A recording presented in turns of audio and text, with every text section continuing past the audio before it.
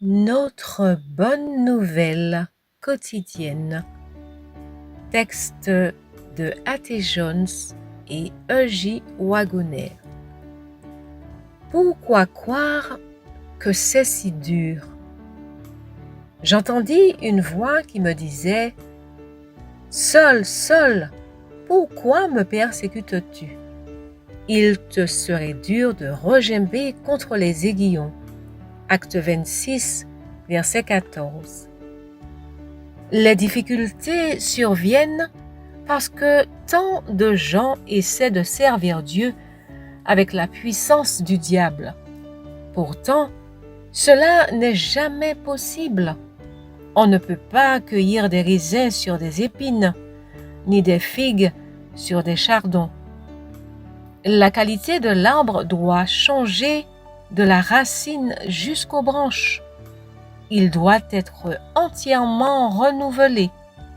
Il faut que vous naissiez de nouveau.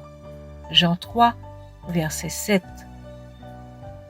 Que personne n'essaye de servir Dieu avec autre chose que sa puissance vivante et présente qui fait de nous une nouvelle créature, avec autre chose que la grâce surabondante qui condamne le péché dans la chair et règne par la justice pour la vie éternelle. Romains 5, versets 20 à 21. Romains 8, verset 3. Alors, c'est vraiment en nouveauté de vie que l'on sera au service de Dieu. Romains 6, verset 4. Alors, on s'apercevra que son joug est vraiment facile et son fardeau léger. Alors on découvrira que son service s'accompagne effectivement d'une joie indicible et glorieuse. 1 Pierre 1, verset 8. Jésus a-t-il parfois trouvé difficile de faire le bien? Chacun répondra « non » sans hésiter. Mais pourquoi? Il a pris la même chair et le même sang que les nôtres. La parole a été faite chair et elle a habité parmi nous. Jean 1, verset 14. Il a été fait précisément de la même sorte de chair que celle qui existait alors dans ce monde. Il devait devenir en tout semblable à ses frères. Hébreux 2, verset 17.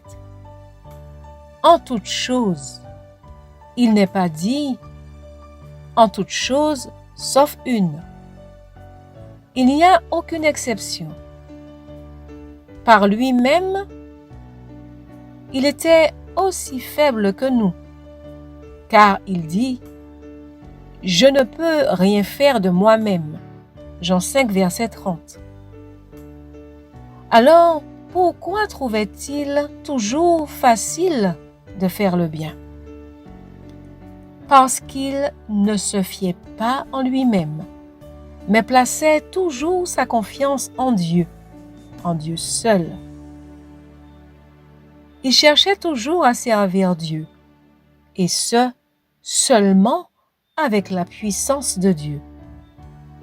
Mais tel il est, tel nous sommes aussi dans ce monde. 1 Jean 4, verset 17. Il nous a laissé un exemple afin que nous suivions ses traces.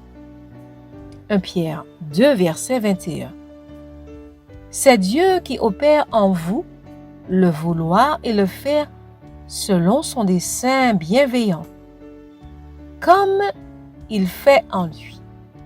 Philippiens 2, verset 13. Tout pouvoir lui a été donné dans le ciel et sur la terre.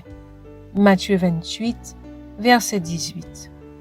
Et il désire que vous deveniez puissants à tous égards par sa force glorieuse. Colossiens 1, verset 11.